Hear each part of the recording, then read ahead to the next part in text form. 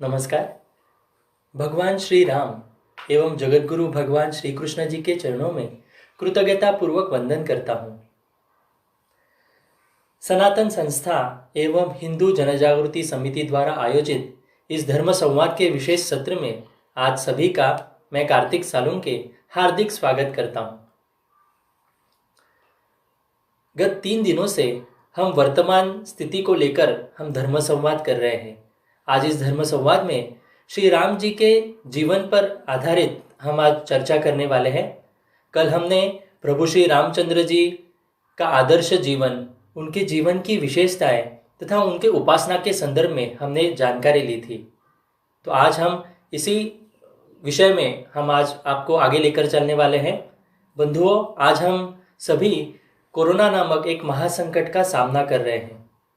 भारत सरकार लॉकडाउन तथा सामाजिक विलगीकरण के अनेक बार सूचना देने पर भी आज लोगों में जितनी जागृति होनी चाहिए उतना दिख नहीं रहा है।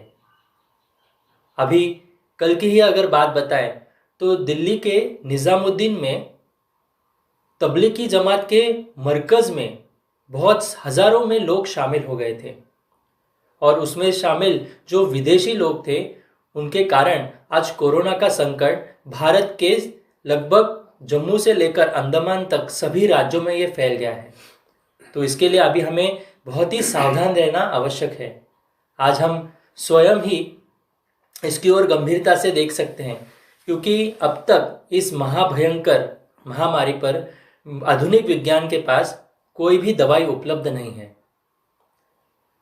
आज विश्व पर ये जो संकट आया है, तो ऐसे समय में क्या हम प्रकृति में विद्यमान ईश्वरी शक्ति है उसको शरण जाना आवश्यक नहीं है?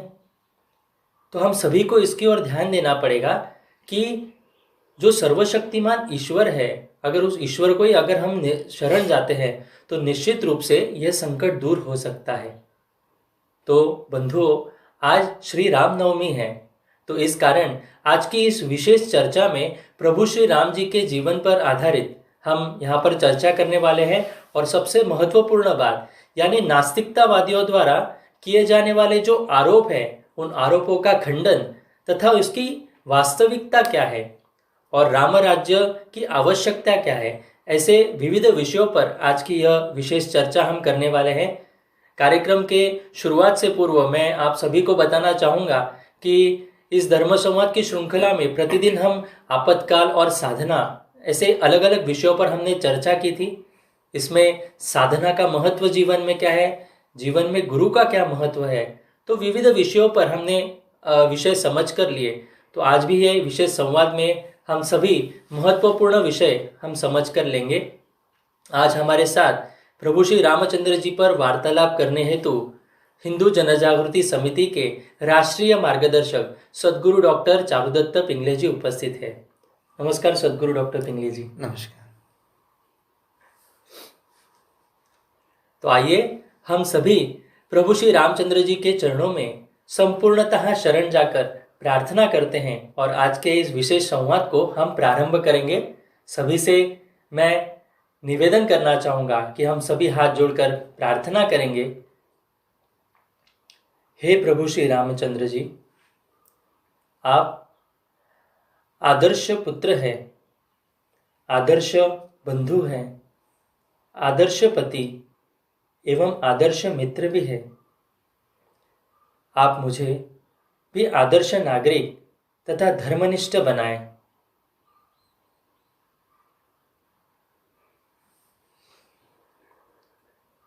प्रभु श्री राम हर हिंदू के हृदय सिंहासन पर विराजित है। आज के कलयुग में भी हर हिंदू यही प्रार्थना करता है कि फिर से एक बार राम राज्य आ जाए।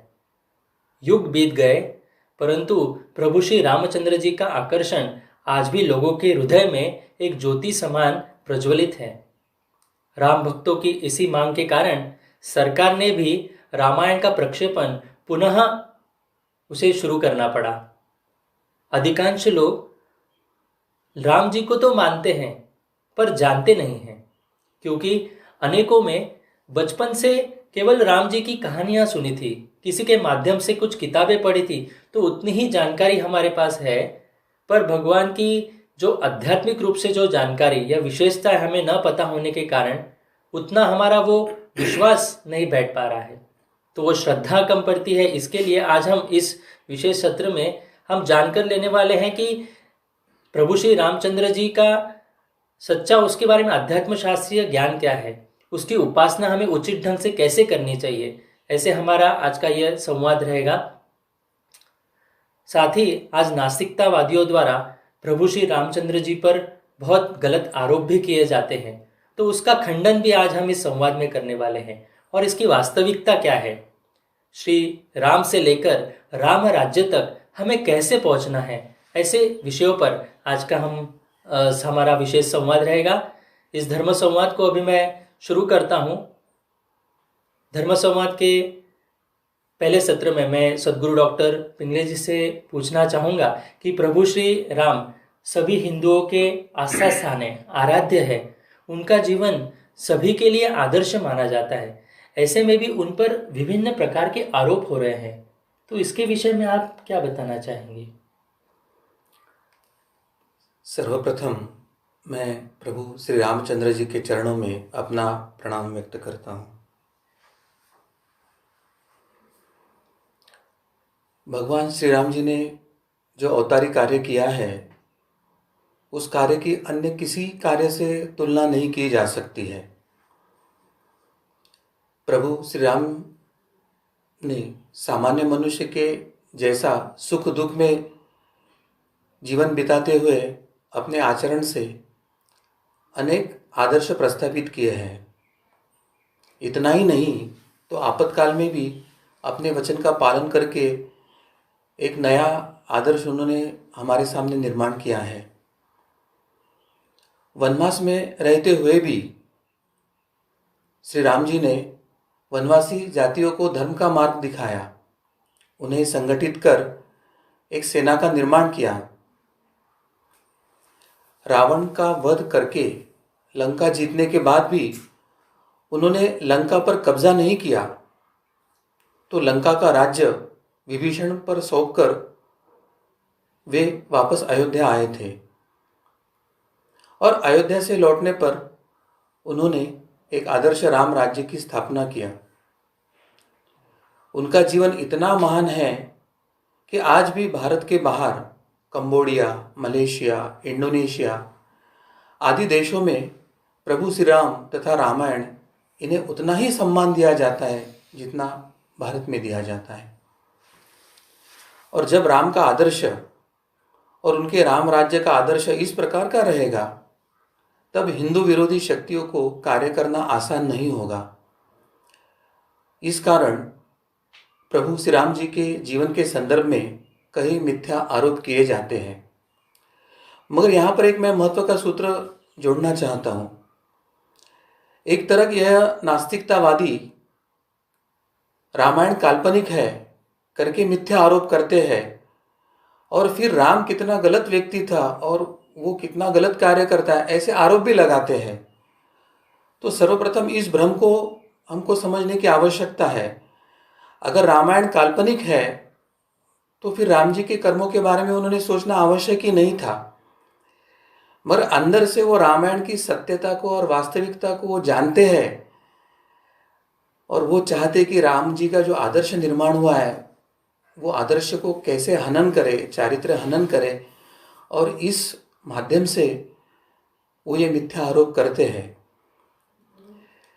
और भारत में जब अंग्रेजों का राज चल रहा था, उस समय हमारे समाज में फूट डालने के लिए ईसाइयों ने कई षड्यंत्र किए थे और उसमें हमारे धर्म ग्रंथों का, संस्कृत धर्म ग्रंथों का, हमारे भारतीय भाषाओं के ग्रंथों का जो अंग्रेजी में भाषांतरण किया था, उसमें विकृत भाषांतरण करके एक विकृत स्वरूप का उसमें अर्थ उन्होंने लिया था और उसके कारण भी काफ़ी वो भ्रम फैलाने में सफल हुए थे। तथा हमारे जो कुछ संस्कृत ग्रंथ थे, तो हमारे यहाँ के कुछ विद्वानों को उन्होंने धन दिया और मूल ग्रंथों में कुछ नए प्रक्षिप्त भाग को जोड़कर उन्होंने मूल ग्रंथों को भी विकृत करने की प्रक्रिया किया है। अंग्रेजी शिक्षा लेने वाले जो आधुनिकतावादी है, जिन्हें संस्कृत का ज्ञान नहीं है, उन्होंने हमारे धर्म ग्रंथों को अंग्रेजी भाषा के भाषांतरण में पढ़कर उस विकृत अर्थ को ग्रहण किया और वही समस्या एक हिंदू धर्म पर टीका टिप्पणी और आघात करने के स्वरूप में आज समाज में हमें दिखाई देती है। और इसी प्रकार अगर हम देखें तो तमिलनाडु में प्रभु श्री राम को विदेशी आर्य मानकर उसको इस देश के बाहर का ठहराने का प्रयास किया गया है, तथा स्थानिक लोग जो है वो द्रविडियन मूल के हैं, ऐसा एक संघर्ष निर्माण करने का प्रयास किया। और उसमें जो द्रविडियन मूल के ईवी रामास्वामी पेरियार थे, उन्होंने प्रभु श्री रामचंद्र जी के संदर्भ में एक अत्यंत विकृत ऐसा सच्ची रामायण नाम की पुस्तक लिखी। यहाँ पे अभ्यास करने का एक ही सूत्र है कि एक तरफ वो काल्पनिक मानते हैं और दूसरी तरफ सच्ची रामायण का भी लेखन करते हैं। यह उनके भ्रम को अगर हम समझ ले तो आगे आने वाले उनके जो आरोप है उसका खंडन अपने आप होगा, ऐसे हमें जान लेना चाहिए। और इस ग्रंथ में उन्होंने, सच्चे रामायण इस ग्रंथ में उन्होंने श्री राम जी पर अत्यंत विकृत आरोप किए। और ऐसे मिथ्या आरोप हम सुनेंगे और हमें सत्य का भी पता नहीं होगा तो प्रभु श्री रामचंद्र जी के प्रति भाव निर्माण होना बड़ा कठिन है। और इसी कारण आज इन मिथ्या आरोपों के संदर्भ में वास्तविकता क्या है, एक आध्यात्मिक परिप्रेक्ष्य क्या है, उसका सच्चा इतिहास क्या है, वो अगर हम जान के लेंगे तो ये जो शंकाएं और भ्रम फैलाने का प्रयास हो रहा है उसको दूर करके हम सही मायने में हमारे मर्यादा पुरुषोत्तम प्रभु श्री रामचंद्र जी को समझ पाएंगे, ऐसे मुझे लगता है। जी सदगुरु डॉक्टर पिंगले जी, मुझे ये पूछना था आपसे कि वाल्मीकि रामायण जो है तो उसमें बहुत सारे ऐसे श्लोक आते हैं जिनसे यह सिद्ध होता है कि प्रभु श्री राम जी मांसाहारी थे, तो इसके विषय में आप क्या बताना चाहेंगे? ये एक सामान्य प्रश्न बारंबार प्रभु श्री रामचंद्र जी पर आरोप करके उनके चारित्र हनन का प्रयास किया जाता है। और वाल्मीकि रामायण में कई श्लोक आते हैं जिनमें यह सिद्ध होता है। यह कहना क्यों है और यह कैसे गलत है वो भी हमको समझने की आवश्यकता है, क्योंकि भारतीय समाज की आस्था प्रभु श्री रामचंद्र जी और रामायण से जुड़ी है। और ये भ्रम को दूर किए बगैर शुद्ध स्वरूप में हम रामायण समझना कठिन होगा।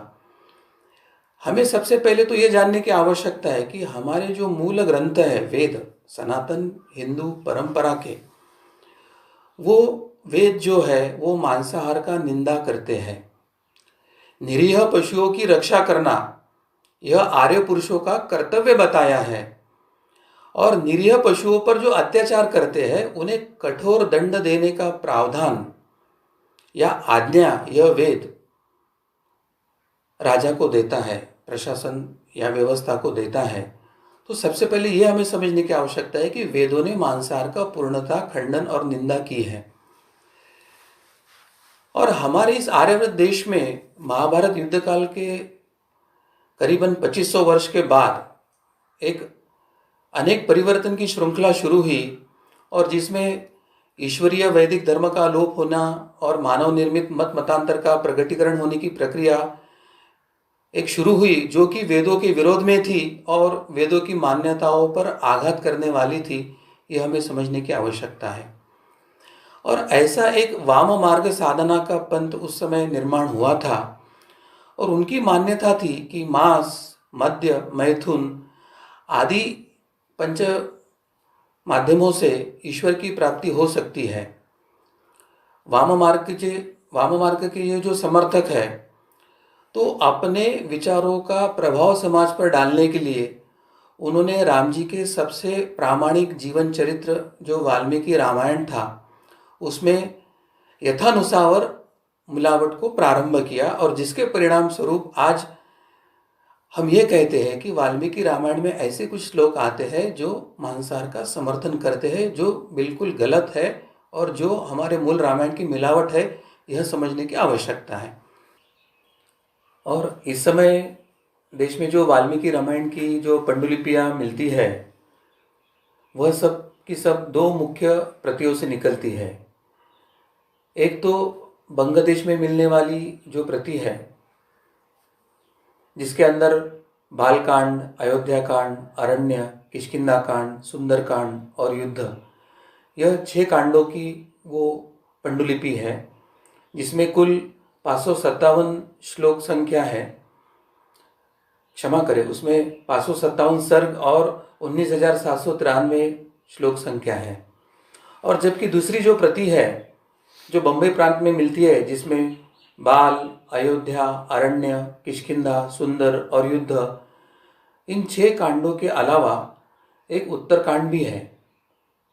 कुल सर्ग 650 है तथा श्लोक की संख्या जो है वो 2,24,528 है। और दोनों प्रतियों में पाठभेद होने के कारण संपूर्ण उत्तरकांड का प्रक्षिप्त होना, कई सर्गों का प्रक्षिप्त होना एवं कई श्लोकों का प्रक्षिप्त होना अनिवार्य हुआ है। अब रामायण स्वयं ही मांसाहार के विरुद्ध स्वयं साक्षी कैसे है, ये हम समझ के लेंगे। सर्वप्रथम हम ये समझ के लेंगे कि यज्ञों की रक्षा में श्री राम लक्ष्मण जी ने किस बात से रक्षा किया था और क्यों किया था। रामायण के बाल कांड में ऋषि विश्वामित्र जब राजा दशरथ के समक्ष जाकर उन्हें अपनी समस्या बताते हैं कि जब हम ऋषि मुनि यज्ञ करते हैं तब मारीच और सुबहु नाम के 2 राक्षस विघ्न डालते हैं। यज्ञ में मांस आदि अपवित्र वस्तुओं से वो यज्ञ को अपवित्र करते हैं। राजा दशरथ ने श्री राम एवं लक्ष्मण जी को उनके साथ उन राक्षसों का विध्वंस करने हेतु भेज दिया था, और जिसके परिणाम बाद में यह यज्ञ निर्विघ्न रूप से संपन्न होने लगे, क्योंकि इन 2 अवतारी जीवों ने उन राक्षसों का वध किया था। इससे सिद्ध होता है कि रामायण काल में भी यज्ञों में मांस या रुधिरा वर्जित थे और उसका कोई उस समय उपयोग नहीं होता था। अब दूसरी जो बात हमको समझने की है कि अयोध्या कांड के सर्ग 2 के श्लोक 29 में जब श्री राम वन में जाने की तैयारी कर रहे थे, तब वे माता कौशल्या ने उनको पूछा कि वहाँ जाकर आपका भोजन निवास कैसे रहेगा। तब उन्होंने माँ को आश्वस्त किया था कि मैं 14 वर्षों तक जंगल में प्रवास करूँगा और कभी भी वर्जित मांस का भक्षण नहीं करूँगा, और जंगल में प्रवास करते समय मुनियों के लिए जो निर्धारित है उन कंद मूलों पर निर्वाह करूँगा। यहाँ समझने की एक महत्व की बात यह है कि उस समय भी मांसाहार होता था, मगर राक्षसी प्रवृत्तियाँ जो थी, राक्षस मांसाहार करते थे, और इसलिए राम जी ने माँ को आश्वस्त किया था कि मैं मांसाहार नहीं करूँगा, तो ऋषि मुनियों के लिए जो निर्धारित अन्न है, कंद एवं मूल, वो मैं ग्रहण करूँगा। और इससे सुस्पष्ट होता है कि चाहे वेद हो या रामायण हो, कहीं पर भी मांसाहार का समर्थन नहीं किया जा सकता है। जी, आपने जो हमारे इस दर्शकों को ये इस विषय में बताया, तो सभी इसकी ओर देख सकते हैं कि किस प्रकार से गलत स्वरूप से एक दुष्प्रचार किया जा रहा है। तो इसकी ओर हम सभी ध्यान दे सकते हैं, और इसका खंडन कैसे है वो हमारे सामने सद्गुरु डॉक्टर चारुदत्त पिंगली जी ने यहाँ पर रखा है। और एक इस प्रकार से आरोप होता है कि प्रभु श्री रामचंद्र जी ने स्वर्ण मृग जो था उसका शिकार किया था, तो वो क्या उन्होंने वो मांस खाने के लिए किया था? ये भी एक दूसरा बड़ा आक्षेप रामायण और प्रभु श्री रामचंद्र जी पर थोपा जाता है, जिसका हमें वस्तुनिष्ठ क्या विश्लेषण है वो समझने की आवश्यकता है। और इस शंका का उचित उत्तर स्वयं रामायण के अरण्य कांड में हमें मिलता है। माता सीता श्री रामचंद्र जी से जब स्वर्णमुख पकड़ने के लिए कहती है, तो वो क्या कहती है वो अगर हम समझ लेंगे तो वो मृग के शिकार का हेतु क्या था वो हमें समझ में आता है। सीता माता कहती है कि यदि आप इसे जीवित पकड़कर लाते हैं तो यह जो आश्चर्यप्रद पदार्थ है वो हमारे आश्रम में रहकर हमें विस्मय करेगा, हमें आनंद देगा। यानी उस दिव्य मृग के सानिध्य में वो आनंद अनुभव करना चाहते थे। और वे फिर कहते हैं कि यदि उनको पकड़ते समय वो मारा जाता है तो उनकी सुनहरी चाम जो है उसको चटाई जैसे हम बिछाकर उस पर मैं बैठना पसंद करूँगी।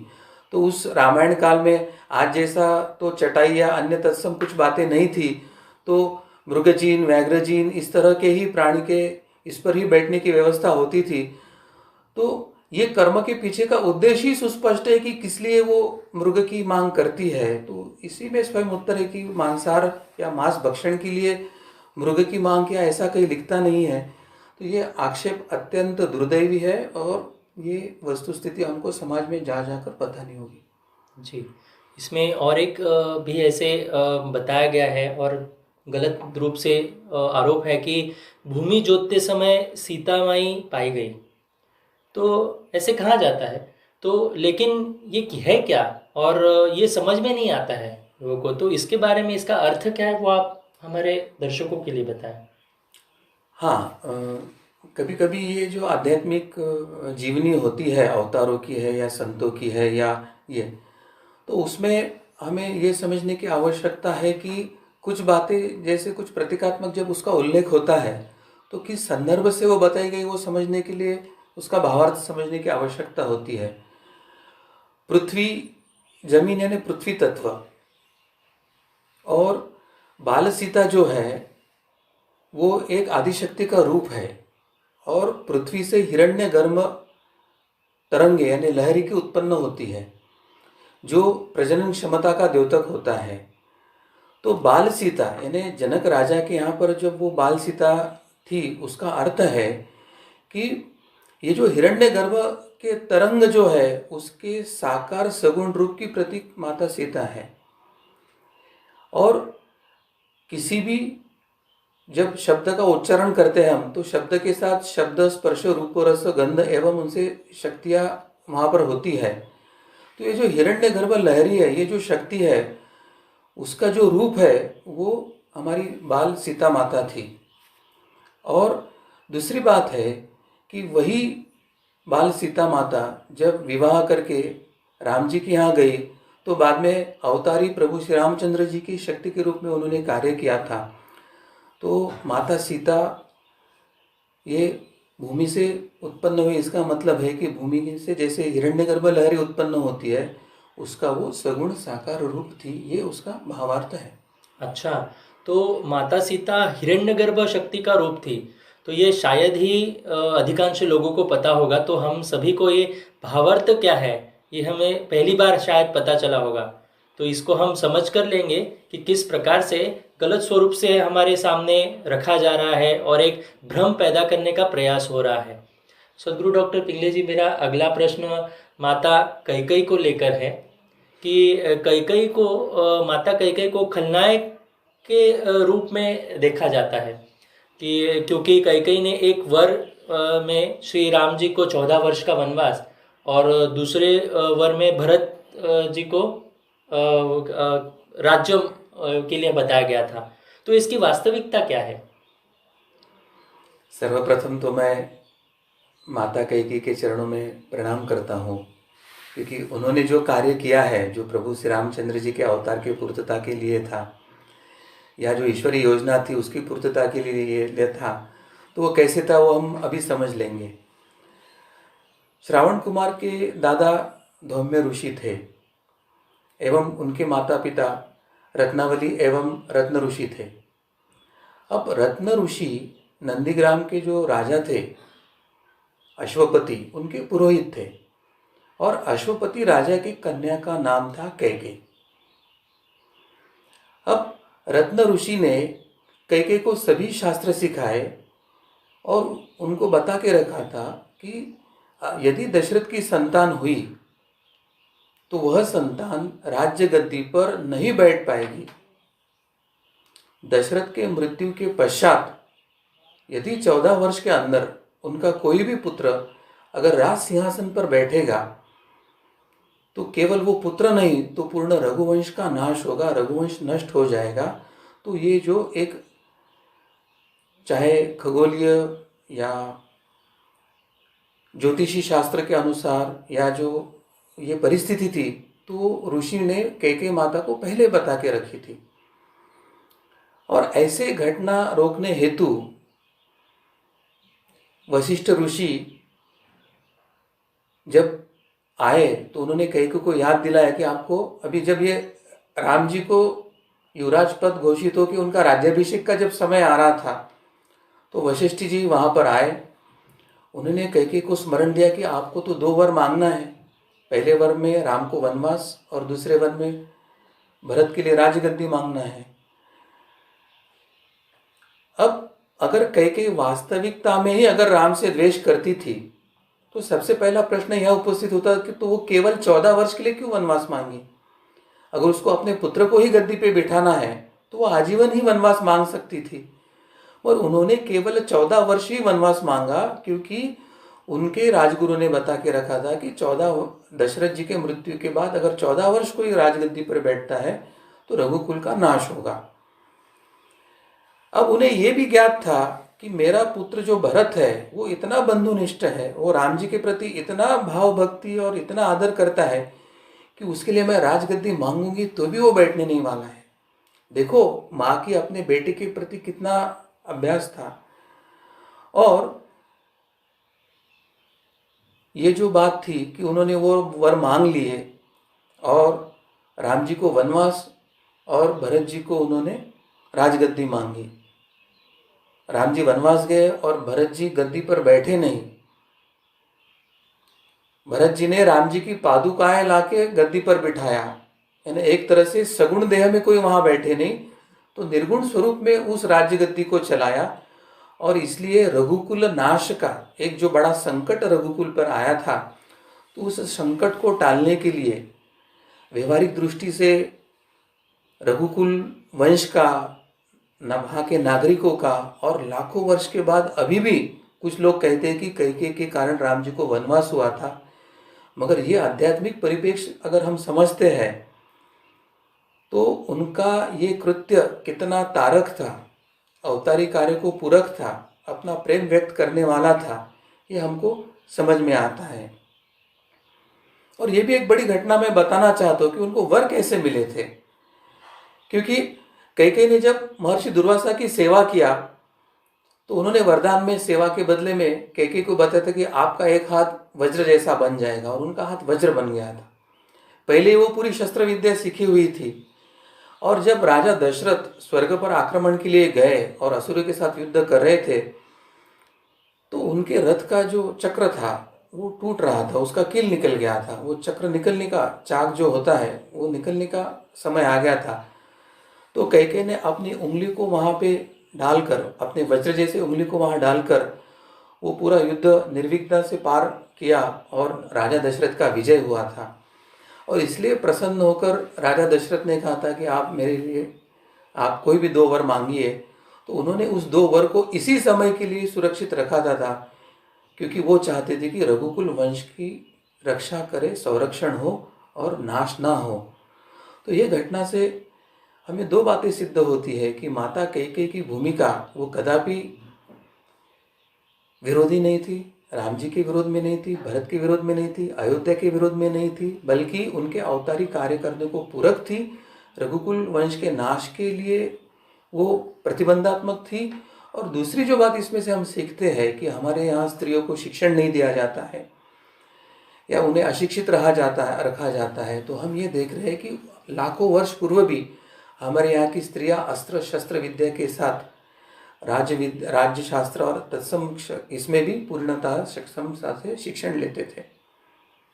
बहुत ही सुंदर आपने बताया। मैं दर्शकों को यही बताना चाहूँगा कि जो सत्य बात और जो आध्यात्मिक दृष्टिकोण यहाँ पर दिया जा रहा है, यह सत्य वचन बताए जा रहे हैं, तो इसका हम सभी ध्यान दे सकते हैं। इस विषय में अगर आपके मन में कोई अगर प्रश्न निर्माण हो रहे हो तो आप अवश्य अपने चैट बॉक्स में या कमेंट में आप डाल सकते हो। फिलहाल वास्तविकता में जो रामायण के ऊपर जो, या प्रभु श्री राम हो या सीता माई हो, तो इसके ऊपर जो गलत आक्षेप लिए जा रहे हैं, तो इसका खंडन आज यहाँ पर संतों द्वारा हो रहा है। आज यहाँ पर हमारे साथ सदगुरु डॉक्टर चारुदत्त पिंगले जी हैं, वो इसका खंडन भी कर रहे हैं।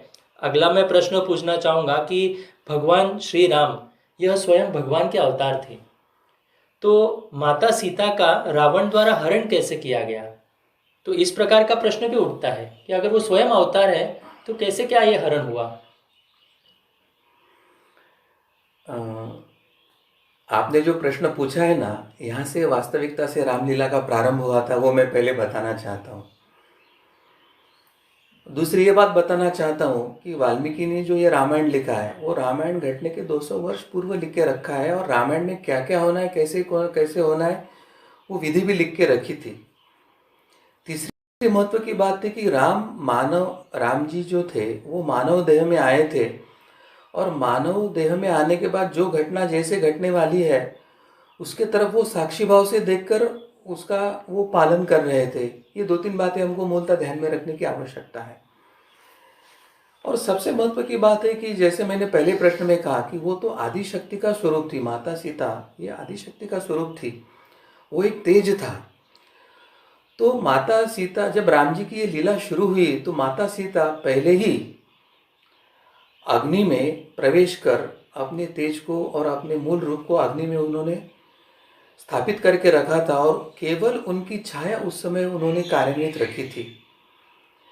यानी प्रत्यक्ष में जो कहा जाता है कि माता सीता का अपहरण हुआ, हरण हुआ, वो प्रत्यक्ष में माता सीता का नहीं तो उनकी छाया का हरण हुआ था। यह राम की अवतार स्वरूप प्रभु श्री राम की लीला हमें पहले समझना चाहिए। अब जब रावण के चंगुले से छूटी तो वहां वापस उनको मूल स्वरूप प्राप्त करना था, और निमित्त मात्र उन्होंने अग्नि परीक्षा या अग्नि प्रवेश का एक वहां पर ये किया, लीला रची, और माता सीता ने अपनी छाया को इस अग्नि के तेज में जो अपना मूल स्वरूप था उसको प्रकट करके, छाया को विलीनीकरण करके वो स्वस्वरूप में वहां प्रकट हुई प्रभु श्री रामचंद्र जी के सामने। तो मूलतः ये जो लीला है ये इस रामायण का मूल अध्यात्म है जो हमें समझने की आवश्यकता है। और इस लीला और क्रिया को अगर हम समझते हैं तो काफ़ी आक्षेपों का खंडन ऐसे ही हो जाता है। और फिर ये जो अवतार का जो कार्य होता है कि सज्जनों की रक्षा तथा दुर्जनों का नाश, तो उसके लिए प्रभु श्री रामचंद्र जी लंका गए, उन्होंने रावण, कुंभकर्ण ऐसे जो अत्याचारी थे और उनसे जो पीड़ित जनता थी, भयग्रस्त थी, उनका संहार करके, उनका नाश करके जनता को भयमुक्त किया, ये पृथ्वी को भय असुर मुक्त किया। और फिर उन्होंने आदर्श सीता हरण के उपरांत आक्रोश में आकर प्रभु श्री रामचंद्र जी सीते सीते ऐसे बोलकर हर एक वृक्ष को आलिंगन दे रहे थे। तो क्या अवतार के इस आचरण का कुछ अर्थ है?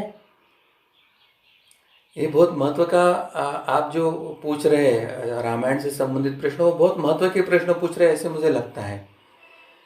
क्योंकि ये जो मर्यादा पुरुषोत्तम राम का अवतार है ना, उनकी मर्यादा को हमको समझने की आवश्यकता है।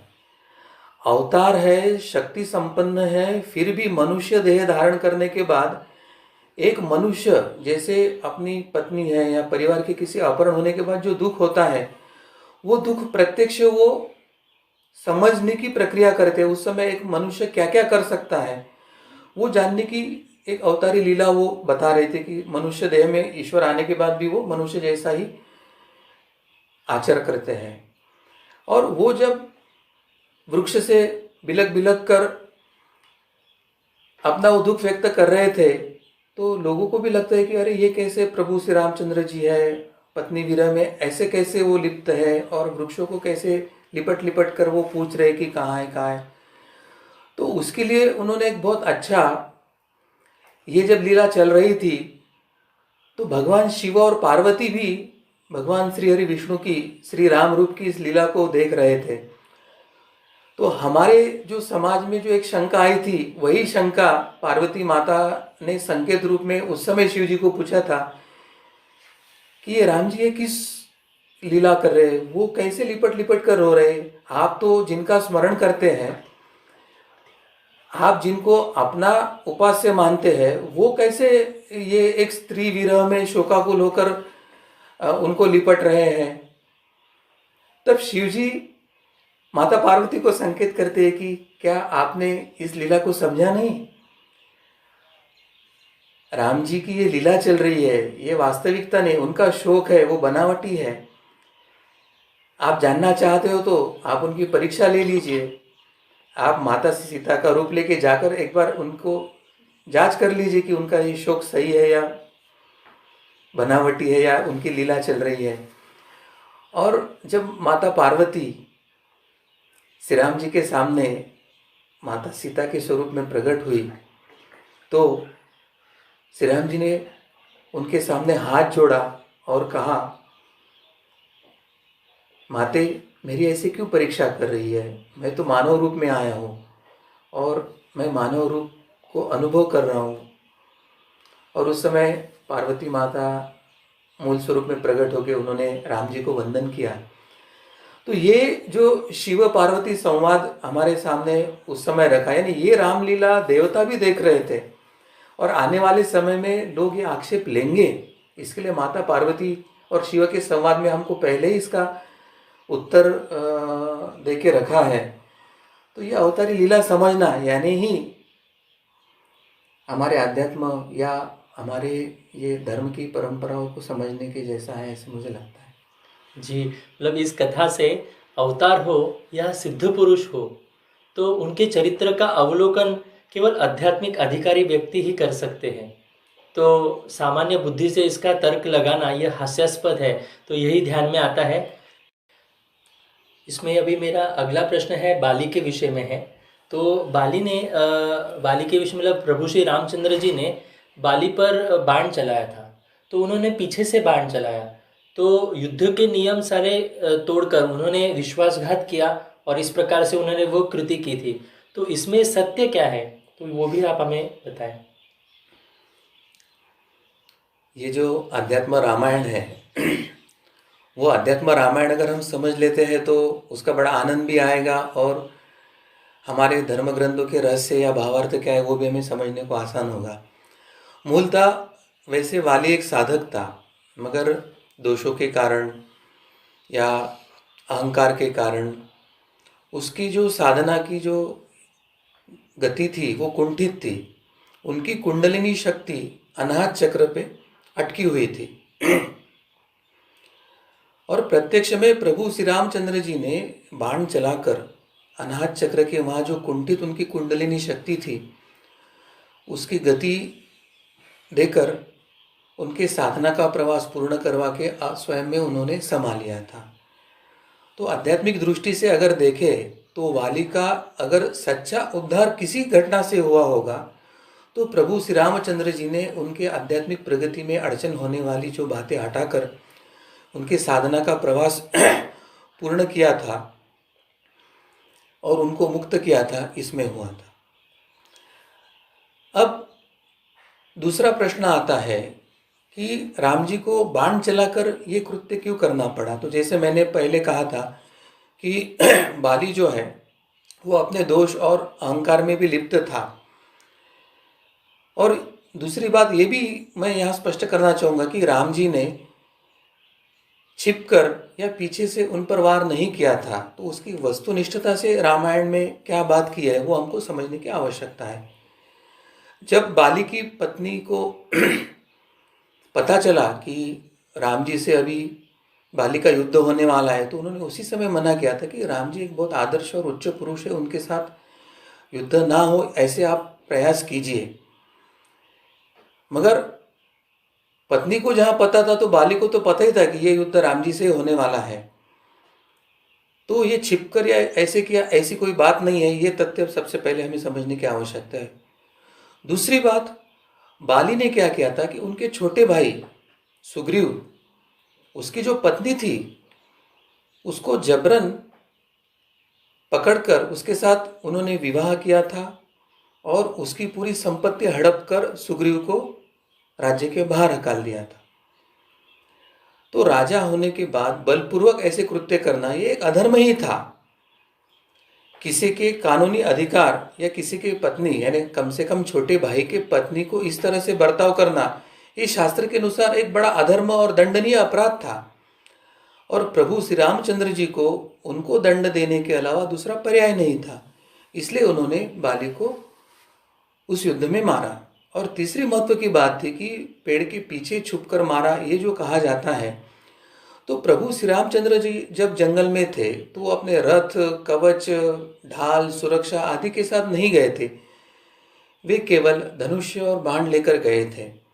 और जब बाली युद्ध के समय बड़े बड़े पेड़ों को उखाड़कर राम जी पर फेंक रहे थे तो उससे बचाव हेतु वो पेड़ों के पीछे छिप रहे थे और योग्य समय पर उन्होंने पेड़ों के पीछे से बाहर आके बाली को बाण मारकर उनका वध किया था। तो ये दोनों तीनों अगर बातों का हम अध्ययन करते हैं तो हमें पता चलता है कि बाली का वध ये पूर्णतः शास्त्र और धर्म सम्मत था। और जो दंडनीय अपराध किया था उसके लिए जो मृत्यु दंड था, ऐसा ही दंड प्रभु श्री रामचंद्र जी ने उन्हें दिया था।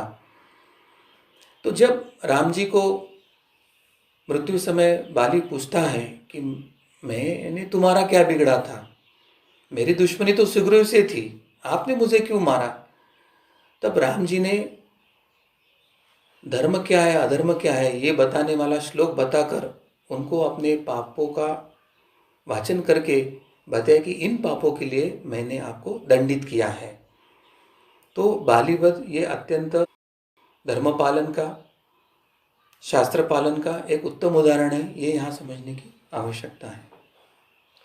सदगुरु डॉक्टर पिंगले जी, कुछ विधर्मी और नास्तिकवादी जो लोग हैं तो उनके द्वारा प्रभु श्री रामचंद्र जी पर शंभुक नामक एक शूद्र का हत्यारा होने का आक्षेप लगाया जाता है, तो क्या यह सत्य है?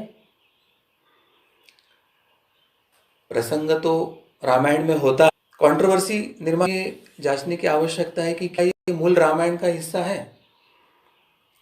अगर हम अध्ययन करते हैं तो ये बाद में जोड़े गए जो प्रक्षिप्त जो भाग है, उत्तरकांड जो लिखी गई है, जो मूल महाभारत के बाद 2500 वर्ष तक की जो पांडुलिपि है उसमें नहीं था, बाद लिखा गया है। और शास्त्र के मुताबिक फलश्रुति जो होती है वो ग्रंथ के अंतिम किया गया है, मगर शास्त्र और धर्म का अज्ञान होने के कारण उन्होंने फलश्रुति के बाद जोड़ा है और उसी के कारण इनका षड्यंत्र ये उजागर हुआ है और विफल हुआ है, ऐसे मुझे लगता है।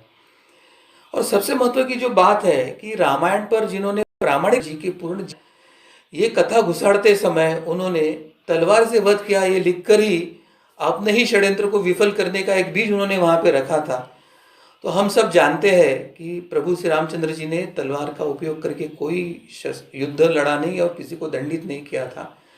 तो ये दूसरा प्रमाण बताता है कि ये एक षड्यंत्र के तहत घुसाड़ा हुआ प्रसंग है। तीसरा प्रसंग इसमें कहा है कि रामचंद्र जी पुष्पक विमान पर सवार होकर शाम्बुक की खोज में निकल पड़े। यानी रामचंद्र जी पुष्पक विमान पर सवार होकर शाम्बुक जी के खोज में निकल पड़े। वास्तविकता में ये कितना असत्य कथन है ये समझने की आवश्यकता है, क्योंकि राम जी के मूल इसमें राम जी जब अयोध्या वापस आते हैं,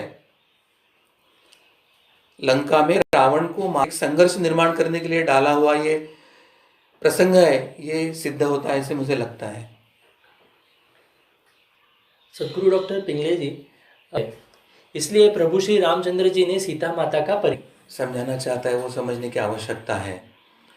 रजक जो शब्द है ये रज और क ये दो शब्दों के संधि से होता है।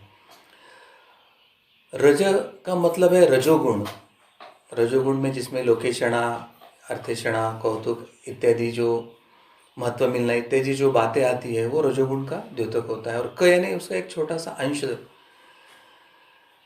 अब जिस व्यक्ति में रजोगुण निर्माण होता है, रजोगुण का छोटा सा अंश निर्माण होता है, तो वो सीता माता के सत्वगुण को नहीं पहचान पाया और उसने वो प्रश्न उपस्थित किया था कि क्या सीता माता रावण के पास रही, तो चरित्र के संदर्भ में उन्होंने प्रश्न उपस्थित किया था।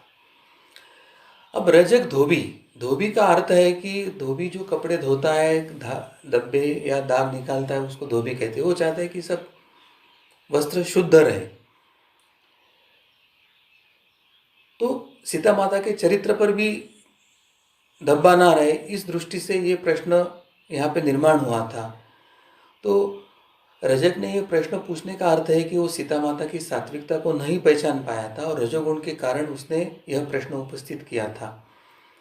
उसका सीता माता के चरित्र से संबंध नहीं था, तो प्रश्न पूछने वाले के अज्ञान से वो संबंधित था। और इसलिए ये प्रसंग इसलिए आता है रामायण में कि एक आदर्श राजा है, तो राजा ने प्रजा हित में क्या क्या कार्य करना चाहिए, क्या क्या निर्णय लेना चाहिए, और उसके आदर्श प्रस्थापित करने हेतु प्रभु श्री रामचंद्र जी वहाँ पर सीता माता का त्याग करते हैं। ये एक दिशा दर्शन है समाज के लिए, वो समझकर हमें ये प्रसंग को समझना चाहिए। जी, धर्म संवाद के अभी हम दूसरे सत्र की ओर मुड़ते हैं। इस सत्र में राम राज्य की स्थापना की आवश्यकता क्या है, इस विषय पर हम जानकारी अब लेने वाले हैं। उसके पहले हम सभी एक बार भावपूर्ण प्रार्थना करेंगे। हम सभी प्रभु श्री रामचंद्र जी के चरणों में शरण जाकर प्रार्थना करते हैं। हे प्रभु श्री राम, श्री रामनवमी के दिन सदैव की तुलना में 2 सहस्त्र गुना तत्व कार्यरत हैं। वो तत्व हम सभी ग्रहण कर पाए, ऐसी आपके श्री चरणों में भावपूर्ण प्रार्थना है।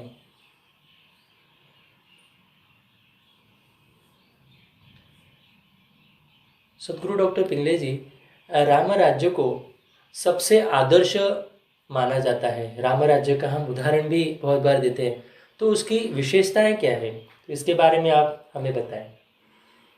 बहुत अच्छा प्रश्न है, क्योंकि हम भी चाहते हैं कि इस भारत भूमि में, भारतवर्ष में राम राज्य की स्थापना हो। तो स्थापना यानी हमें क्या करना है, हमें क्या अपेक्षित है, वो इसमें से सभी को स्पष्ट हो जाएगा। तो सबसे पहले हम जान लेते हैं कि राम राज्य क्या था। आज हजारों